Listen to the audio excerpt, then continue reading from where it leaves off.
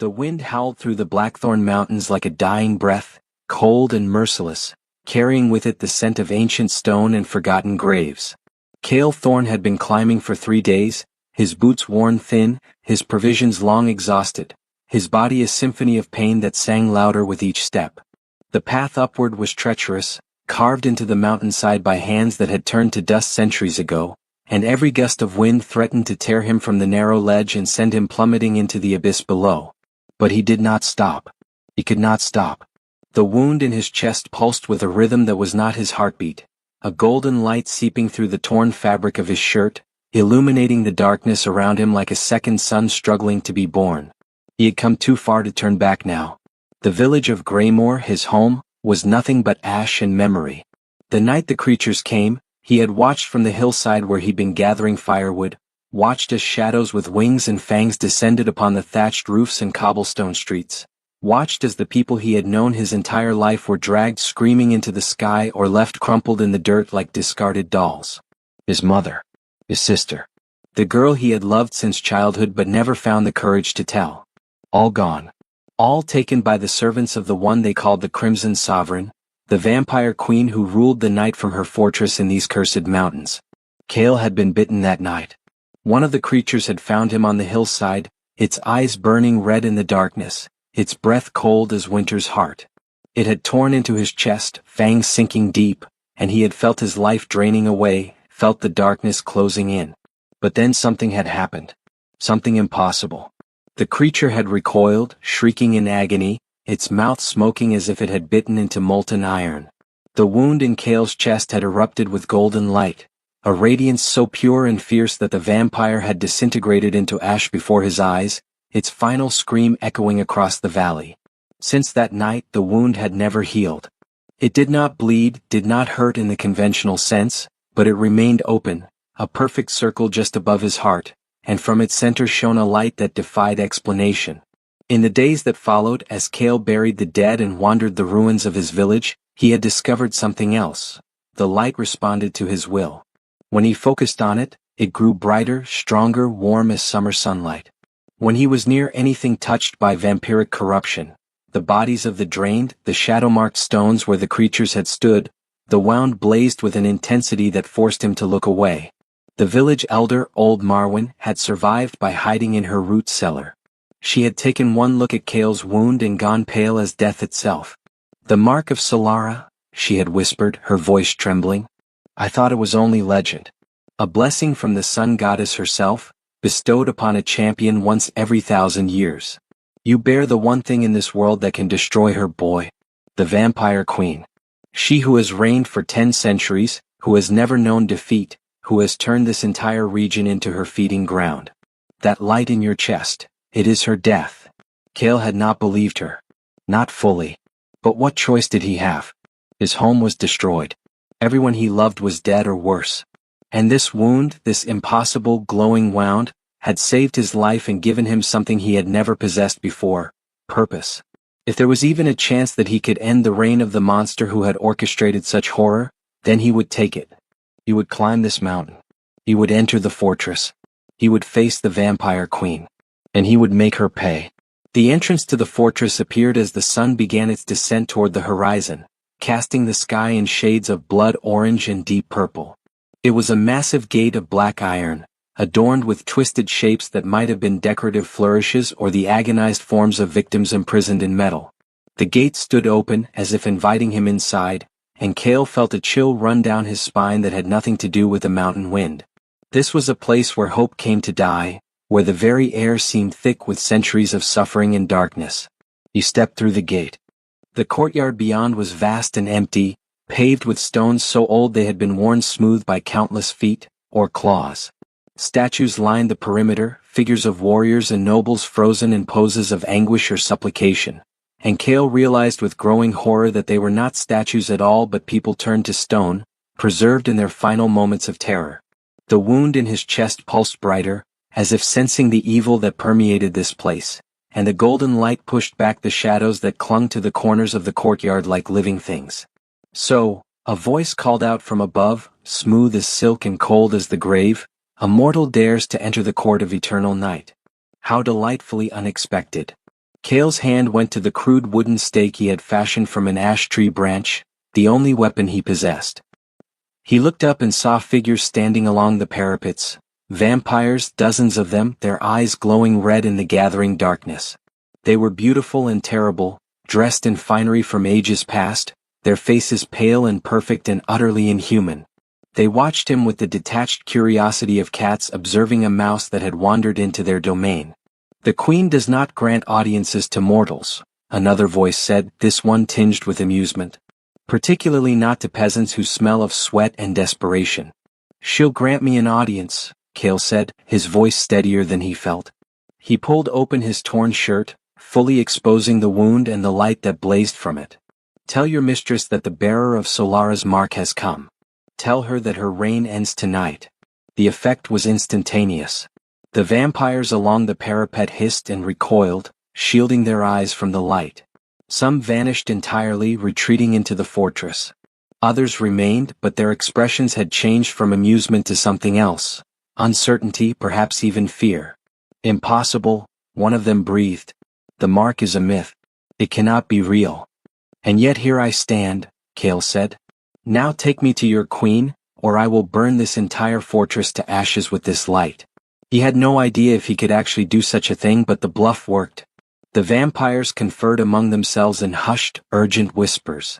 Finally, one of them, a female vampire with hair like spun midnight and a gown that seemed woven from shadows, descended from the parapet with impossible grace, landing before him without a sound.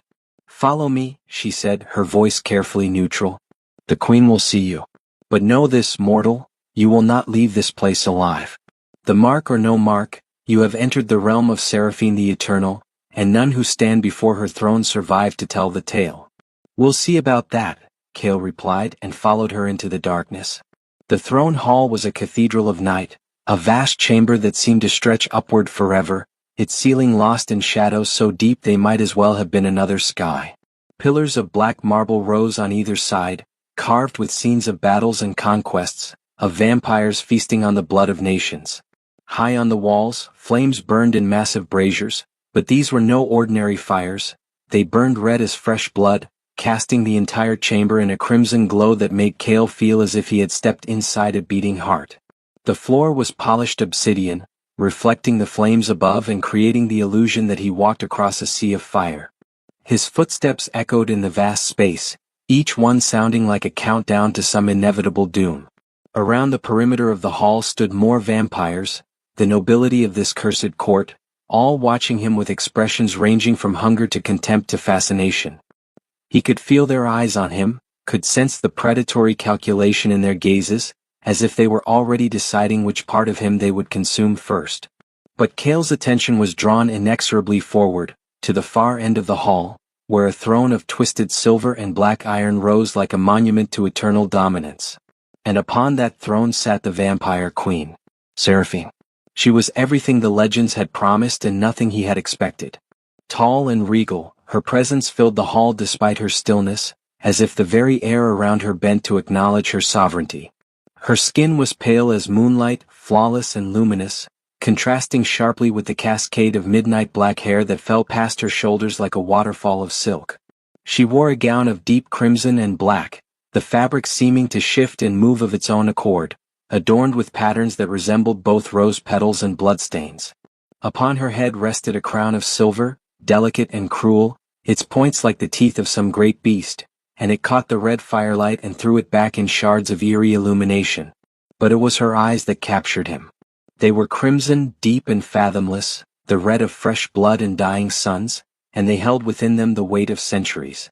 This was a being who had watched empires rise and fall, who had seen generations of mortals live and die like mayflies, who had forgotten more about the world than Kale would ever know. Power radiated from her like heat from a forge, ancient and terrible and absolute. And behind her, stretching from her shoulders like a dark miracle, were her wings. They were massive, far larger than any bird's, constructed of membranes that seemed to be woven from shadow itself, supported by bone-like structures that gleamed with an oily iridescence in the firelight. They were folded against her back now, but even so, they were impressive, beautiful, monstrous. When she shifted slightly on her throne, they moved with her, rustling like the whisper of 1,000 dying breaths. "So," Seraphine said, her voice a symphony of dark honey and broken glass, filling the hall effortlessly, "you are the one who claims to bear the mark of Solara. How amusing. Come closer, mortal. Let me see this supposed miracle." Kale forced himself to move forward, each step an act of will. The wound in his chest pulsed brighter the closer he came to the throne, as if recognizing the presence of its ultimate enemy. The light spilled out from between the torn edges of his shirt, golden and pure, pushing back the red shadows and illuminating the space between them. He stopped 10 paces from the throne and met her gaze directly. "I am Kale Thorn of Greymoor. Your servants destroyed my village, killed my family, and left me with this." He pulled his shirt fully open, exposing the wound in its entirety. The golden light blazed forth, brilliant and fierce, filling the hall with a radiance that made the vampires around the perimeter hiss and retreat into the shadows. But Seraphine did not flinch. She leaned forward on her throne, her crimson eyes widening, her lips parting slightly to reveal the delicate points of her fangs. For a long moment she simply stared at the wound, at the light that emanated from it, and her expression shifted through a series of emotions so quickly that Kale could barely track them all. Surprise, disbelief, recognition, and then something else, something he could not identify. Then she stood. The movement was fluid, graceful, and somehow terrible. Her wings unfurled slightly, casting shadows across the hall that seemed to move independently of their source. She descended from the throne, each step measured and deliberate, her gaze never leaving the wound in Kale's chest. The crimson light of the fires reflected in her crown, making it seem as if she wore a halo of blood. She approached until she stood directly before him, so close that Kale could have reached out and touched her. This close, he could see the otherworldly perfection of her features, the way her skin seemed to glow from within with its own pale light, the way her eyes held depths that could swallow souls whole. She was beautiful in the way that a sword is beautiful, elegant, deadly, impossible to look away from. And then she saw the wound. Really saw it. Up close, where the full nature of its power was undeniable. Seraphine's eyes went wide, wider than Kale had thought possible. Her breath caught, an unnecessary affectation for a creature that did not need to breathe, which made it all the more striking. One pale hand rose, trembling, reaching toward the wound, toward the golden light that bathed both their faces in its warm radiance. Her fingers were long and elegant, tipped with nails like polished obsidian, and they shook as they hovered just inches from his chest. "You," she whispered, her voice no longer commanding but filled with something Kale had never expected to hear from the lips of the vampire queen, "fear. You can't be real." The words hung in the air between them, and for a moment, the entire hall seemed to hold its breath. Kale stood frozen, uncertain how to respond. This was not how he had imagined this confrontation would go. He had expected rage, violence, a battle to the death. He had not expected this shock, this vulnerability, this trembling uncertainty in the eyes of the most powerful vampire in the world. "I am real," he said finally, his voice quiet but firm. "And so is this." He gestured to the wound. "Your creatures gave it to me when they destroyed everything I loved. And now I've come to end you with it." But Seraphine did not seem to hear him. Her hand still hovered near the wound, close enough that he could feel the unnatural cold that radiated from her flesh, yet not quite touching. Her eyes were fixed on the golden light, and in their crimson depths, Kale saw something he had not expected, not just fear but recognition. She knew what this was. And more than that, she knew what it meant. 10 centuries, she whispered, more to herself than to him. 10 centuries I have ruled. 10 centuries I have been uncontested, unchallenged, immortal and invincible. And in all that time I have never seen, she trailed off, her gaze shifting from the wound to his face. "Do you understand what you carry, mortal? Do you have any comprehension of what this means?" "I know it's the one thing in this world that can kill you," Kale said. "That's all I need to understand." A sound escaped Seraphine's throat, not quite a laugh, not quite a sob. "Kill me," she repeated softly. Yes, it could do that. The light of Solara, the sun goddess, concentrated into a single point and placed within the flesh of a mortal champion. It is the perfect weapon. The perfect counter to everything I am. Her hand finally dropped, falling to her side, and she took a step back. Her wings folded more tightly against her back, as if she were trying to make herself smaller, less threatening. Around the hall, the other vampires watched in stunned silence. Some looked confused, others terrified. Kale could hear whispers starting to spread among them, urgent and disbelieving. But that is not what makes this impossible, Seraphine continued, her voice growing stronger, though the tremor remained. The mark of Solara is not simply bestowed randomly. It is not a gift given to those who seek revenge or who have suffered loss. Every mortal experiences loss, experiences pain. No, the mark is given to those who are chosen. Those who possess a quality of spirit so rare, so pure, that the goddess herself takes notice. Her eyes bored into his. It is given to those who, despite everything the darkness has done to them, still carry light within their souls. Those who, even in their grief and rage, still possess the capacity for compassion, for mercy, for love. Kale felt his throat tighten. I don't. You came here to kill me, Seraphine interrupted. To exact revenge. But I have lived long enough to read the hearts of mortals, and I can see the truth in your eyes. You are angry, yes. Grieving, yes. But you are not consumed by hatred. You are not darkened by the desire for cruelty or sadism. You simply want the pain to stop. You want to ensure that what happened to your village never happens to anyone else. She smiled then, a sad, bitter expression. You are a good man, Kale Thorn. And that is why you bear the mark. That is why you are the one who can destroy me. Then why aren't you fighting? Kale demanded, confusion and frustration warring in his chest. Why aren't you trying to kill me before I can kill you? Seraphine laughed, and this time it was a genuine sound, though laced with sorrow. Because I cannot, foolish boy. The light you carry, it would incinerate me the moment I touched you with intent to harm. Any vampire who tried would meet the same fate as the one who bit you. That is the nature of Solara's blessing. It is both shield and sword, protecting its bearer from the very evil it was designed to combat. She turned away from him, walking slowly back toward her throne, her wings trailing behind her like a cape of shadow. No, Kale Thorn. If you are here to end my existence, then I cannot stop you. All I can do is tell you why you should not. Why I should not? Kale's hand tightened on the stake in his belt. Your creatures slaughtered innocent people. They destroyed my home, my family. Give me one reason why I should spare you. Seraphine reached her throne but did not sit. Instead, she turned to face him, and in the crimson light of the fires, with her wings partially spread and her crown gleaming, she looked like an avenging angel cast down from heaven. Because I did not order the attack on your village, she said, her voice ringing with authority and truth. Because my servants acted without my knowledge or consent. And because if you kill me, you will unleash something far worse than anything you have yet imagined. The silence that followed was absolute. Even the other vampires seemed to have stopped breathing, or pretending to breathe. Kale felt his certainty waver, felt the foundation of his purpose begin to crack. You're lying, he said, but even to his own ears the words sounded weak. I do not lie, Seraphine replied coldly. I have no need to. I am the vampire queen. I have ruled these lands for 1,000 years, and in that time, I have established order where there was only chaos. Do you know what this region was like before I claimed it? It was a hunting ground for rogue vampires, for feral beasts who saw mortals as nothing more than cattle to be slaughtered at will. Villages burned every night. Entire bloodlines were extinguished. It was an endless nightmare. She began to pace, her movements agitated, her wings rustling with each step. I ended that. I brought the vampires to heal, established laws, created a system. Yes, my kind still feed on mortals, we must, it is our nature, but it is controlled, regulated.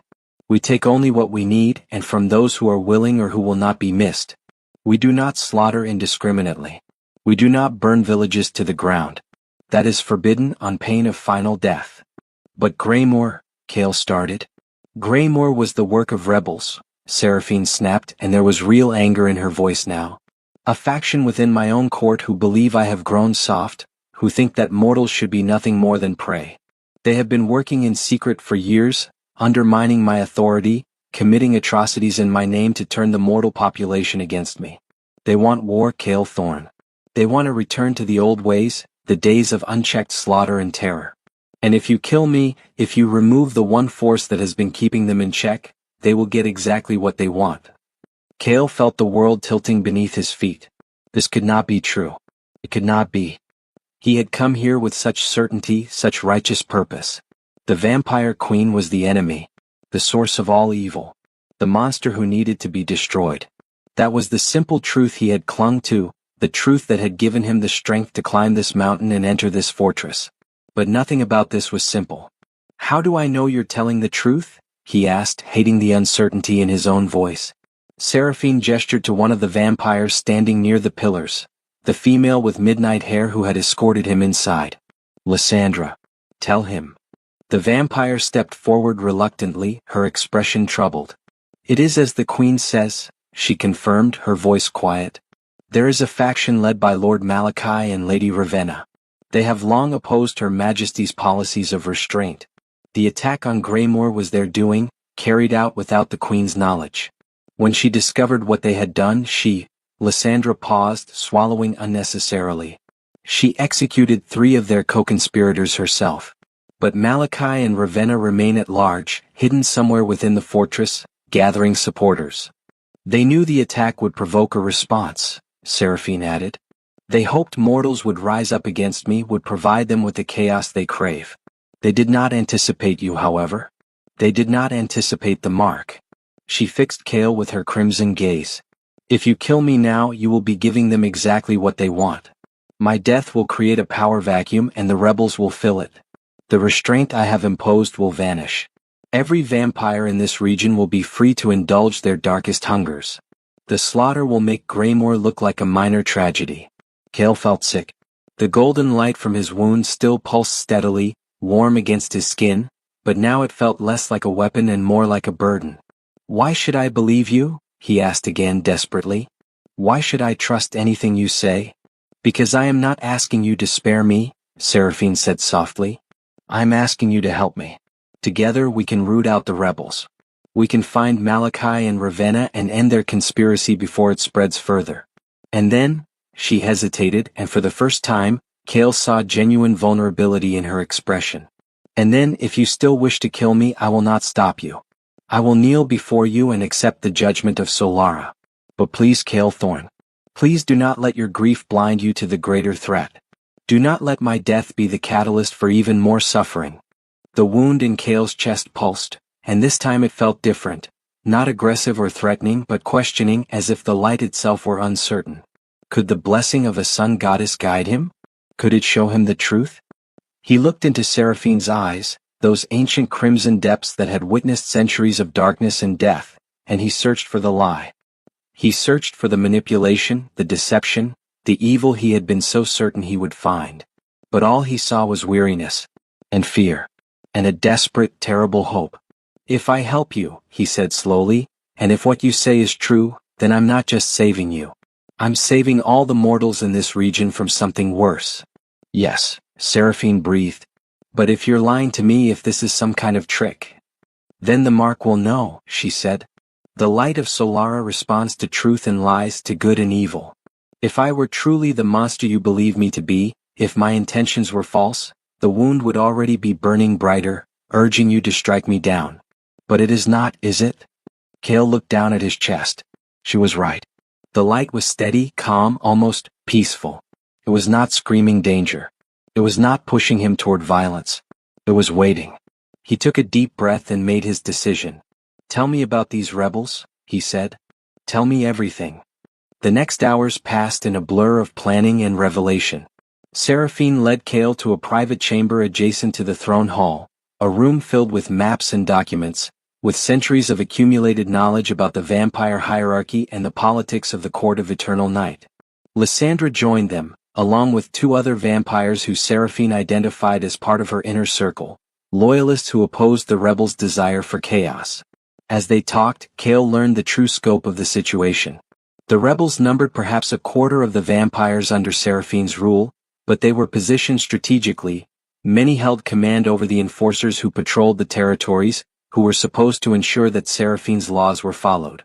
Malachi and Ravenna had been recruiting for decades, slowly building their faction, waiting for the right moment to strike. "The attack on Greymoor was a test," Seraphine explained, her finger tracing routes on an aged map. "They wanted to see if I could maintain control, if the other vampires would follow my orders to hunt down those responsible. When I executed their co-conspirators, it sent a message, but it also drove the leadership underground. They are here, somewhere in this fortress, hiding among the population, waiting. Waiting for what? Cale asked. For me to show weakness, Seraphine replied. For an opportunity to challenge me directly. With you here bearing the mark, they may see that opportunity. If they can turn you against me, if they can convince you that I am the true enemy, then my death will clear their path to power. Or they might try to kill me themselves, Cale said. They will try, Seraphine agreed. Though it will cost them dearly. The mark will protect you, but they may not realize that until it is too late. And they are old, powerful vampires. They will not go down easily. Cale felt the weight of it all pressing down on him. He was a village carpenter, a simple man who had never sought adventure or glory. And now he was sitting in the heart of a vampire fortress, planning a counter-rebellion with the vampire queen herself. It was absurd. It was impossible. It was necessary. So what do we do? He asked. Seraphine smiled, and there was something fierce and determined in that expression. We draw them out. We make them reveal themselves. And then we end this once and for all. The plan was risky, but it was the best option they had. Seraphine would call a gathering of the entire court, announcing that she had captured the bearer of the mark and would be executing him at dawn as a demonstration of her power. This would force the rebels to act. Either they would try to rescue Cale, believing he could be turned into a weapon against Seraphine, or they would attempt to kill him themselves to eliminate a potential threat. Either way, they would have to reveal their identities. And you're certain the mark will protect me? Cale asked as they made final preparations in the throne hall. Dawn was still several hours away, but the vampires were already gathering, summoned by messengers who had spread throughout the fortress. Against their attempts to harm you, yes, Seraphine confirmed. She stood beside him, her wings partially unfurled, an unconscious gesture of agitation. But the mark cannot protect you from everything. If they collapse the ceiling on you, if they use magic or traps that do not directly involve their touch, you could still be injured or killed. You must be careful. I'm always careful, Cale muttered, though he knew it was a lie. Nothing about this was careful. This was the opposite of careful. The hall began to fill. Vampires emerged from doorways and descended from upper galleries, their movements silent and graceful, their eyes all fixed on Cale. He could feel their attention like a physical weight, could sense the hunger and curiosity and contempt in their gazes. They thought he was a prisoner. They thought he was about to die. And perhaps he was. But he would not die alone. Seraphine ascended to her throne, her posture regal and commanding. When she spoke, her voice carried effortlessly through the vast chamber. My court, she began, tonight we have witnessed something unprecedented. A mortal has dared to enter our domain, bearing what he claims is the mark of Solara. He came here seeking to destroy me, believing that I was responsible for the massacre of his village. Murmurs spread through the assembled vampires, some excited, others confused. I have examined this mortal, Seraphine continued, and I can confirm that the mark is genuine. He carries within his flesh a fragment of divine light, a weapon capable of destroying any vampire it touches. A weapon capable of destroying me. The murmurs grew louder, more agitated. Cale stood at the center of the hall, surrounded by predators, and forced himself to remain calm. The wound in his chest pulsed steadily, its light visible even through his shirt. However, Seraphine said, her voice cutting through the noise like a blade, this mortal is also ignorant. He does not understand the complexities of our world. He believes in simple narratives of good and evil, of heroes and monsters. And so I have decided that he will serve as an example. At dawn, when the first light of the sun touches these mountains, I will execute him myself.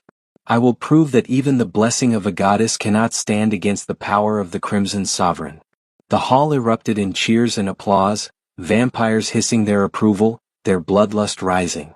Cale felt his heart hammering in his chest, even though he knew this was all theater. Seraphine had promised him she would not actually harm him, that this was simply bait for the rebels. But gods, it felt real. Then from somewhere in the crowd, a voice rang out. You lie. The hall fell silent instantly. All eyes turned toward the source of the voice, and Cale saw a figure stepping forward. A male vampire, tall and aristocratic, with silver hair and eyes like chips of frozen blood.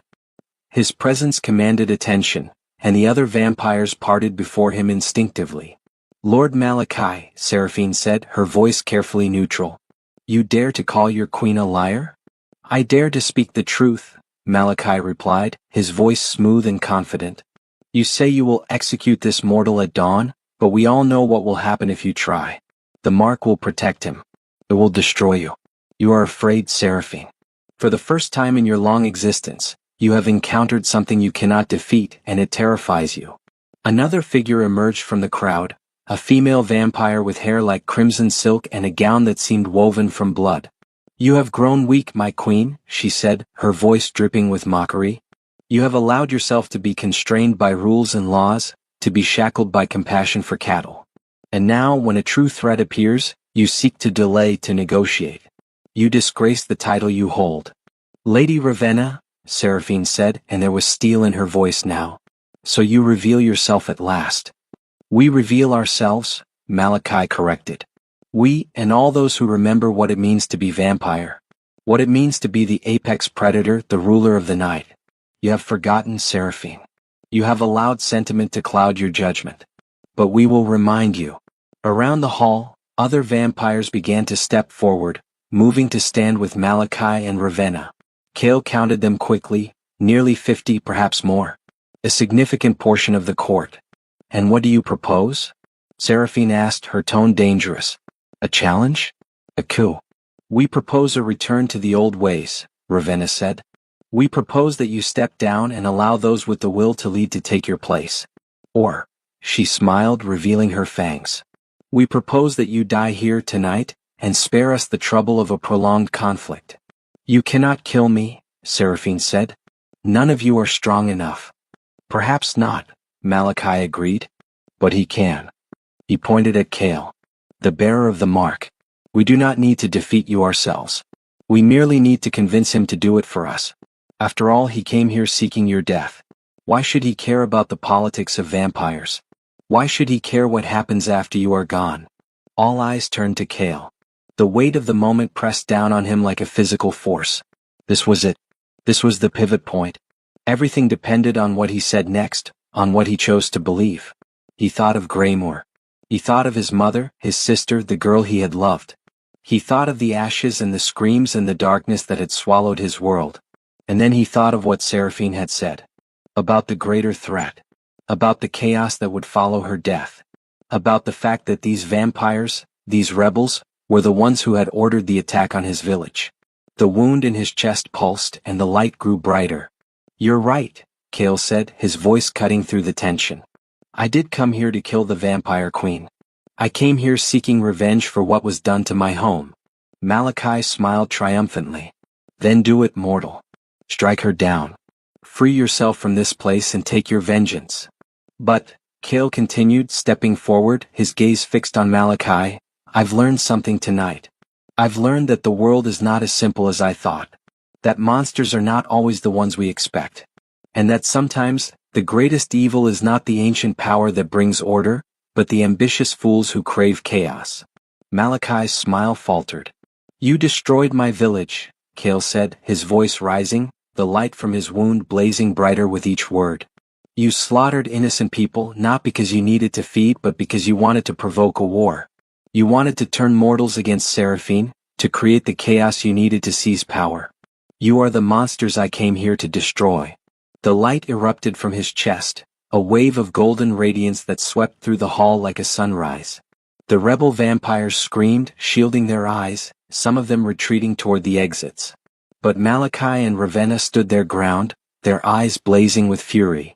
Foolish boy, Malachi snarled. You think you can judge us? You think you understand what we are? I understand enough, Cale replied. And then to Seraphine, now. Seraphine moved with a speed that defied comprehension. One moment she was on her throne, the next she was in the center of the hall, her wings spread wide, her fangs bared. She crashed into Malachi with the force of an avalanche, and the two ancient vampires tumbled across the obsidian floor in a blur of shadow and fury. The hall exploded into chaos. Rebel vampires surged forward, clashing with Seraphine's loyalists. The red fires blazed brighter as if feeding on the violence, and the sound of snarling and shrieking filled the air. Kale stumbled backward, trying to stay out of the way, but a rebel vampire, a young male with wild eyes, lunged at him, fangs extended. The moment the vampire's hands touched Kale's shoulders, the mark reacted. Golden light erupted from the wound, enveloping the vampire completely. He did not even have time to scream before he disintegrated into ash, his remains scattering across the floor. "Stay back," Kale shouted, holding up his hands. The light blazed around him like a shield, and any vampire that came too close recoiled, hissing in pain. Across the hall, Seraphine and Malachi were locked in combat. They moved too fast for Kale to follow, a whirlwind of claws and fangs and inhuman strength. Seraphine's wings buffeted Malachi, throwing him off balance, but he recovered instantly, driving his fist into her side with a force that would have shattered stone. She snarled in pain but did not retreat, her own claws raking across his face, leaving deep gouges that smoked and hissed. Ravenna joined the fray, attacking Seraphine from the side. The vampire queen was forced to defend against both of them, her movements becoming more desperate, more frantic. She was powerful, but even she could not stand against two ancient vampires at once. Kale saw her falter. Saw Malachi's claws sink into her shoulder, tearing through the fabric of her gown and drawing dark, viscous blood. Saw Ravenna's fangs flash toward her throat. And without thinking, Kale ran. He charged across the hall, his feet pounding against the obsidian, the light from his wound blazing like a star. He slammed into Ravenna just as her fangs reached Seraphine's neck, and the contact was explosive. The mark's light surged into the female vampire, and she shrieked in agony, her body smoking, her flesh beginning to char and crumble. "No!" Malachi roared, releasing Seraphine and turning toward Kale. "You do not interfere." He lunged, faster than thought, his claws extended toward Kale's throat. But Seraphine was faster. She caught Malachi's arm in mid-strike, twisting with inhuman strength, and there was a sickening crack as bone shattered. Malachi screamed, and Seraphine drove her other hand into his chest, her claws piercing his heart. For a moment they stood frozen, Seraphine's hand buried in Malachi's chest, their eyes locked. Then Seraphine spoke, her voice cold and final. "You were right about one thing. I have changed. I have grown, compassionate. But do not mistake compassion for weakness." She ripped her hand free, and in her grasp was Malachi's heart, still beating, dark blood dripping from it. The ancient vampire's eyes went wide with shock, and then he collapsed, his body crumbling to dust before he hit the floor. The hall fell silent. The rebel vampires stared in horror at the remains of their leaders, at the ash that was all that remained of Malachi and Ravenna. And then one by one they dropped to their knees, their heads bowed in submission. "The rebellion is over," Seraphine announced, her voice ringing with authority despite her injuries. "Any who wish to contest my rule may step forward now. Otherwise, swear your loyalty, and we will speak no more of this night." The vampires swore, their voices a chorus of submission and fear. Kale stood in the center of the hall, breathing hard, the light from his wound slowly fading back to its steady pulse. He looked at Seraphine, at the vampire queen who had just saved his life, who had proven her words with action, and he felt something shift inside him. This was not the monster he had come to destroy. This was something far more complicated. Dawn was approaching. Kale could feel it in the air, a subtle shift in the atmosphere as the sun prepared to rise over the Blackthorn Mountains. He stood on a balcony that overlooked the fortress courtyard, the same courtyard where he had first entered what felt like a lifetime ago. The statues, those poor souls turned to stone, still stood in their silent vigil, but somehow they seemed less ominous now, more like warnings than threats. "You should not be out here when the sun rises," Seraphine's voice came from behind him. She had cleaned herself up after the battle, changed her torn gown for a simpler dress of dark blue, though her crown still rested on her head. Her wings were folded against her back, and in the pre-dawn light, she looked almost human. Almost. "I'm not the one who burns in sunlight," Kale replied. "True enough." She moved to stand beside him, maintaining a careful distance. "Though I confess I was not certain you would still be here. You are free to go, Kale Thorn. The rebellion has been crushed. Your village has been avenged. There is nothing keeping you in this place." Kale was quiet for a long moment, watching the sky lighten from black to deep purple to a soft, pre-dawn gray. I've been thinking about what you said. About the mark, about why it was given to me. You said it was because I still carried light in my soul, even after everything that happened. Yes. But I'm not sure that's true anymore, he admitted. When I came here, I was ready to kill you without question, without mercy. I was consumed by grief and rage. I wanted revenge, pure and simple. That doesn't sound very light-filled to me. Seraphine smiled sadly. You misunderstand. The mark was not given to you because you were perfect, because you never felt anger or pain. It was given to you because, despite those feelings, you were still capable of choosing something better.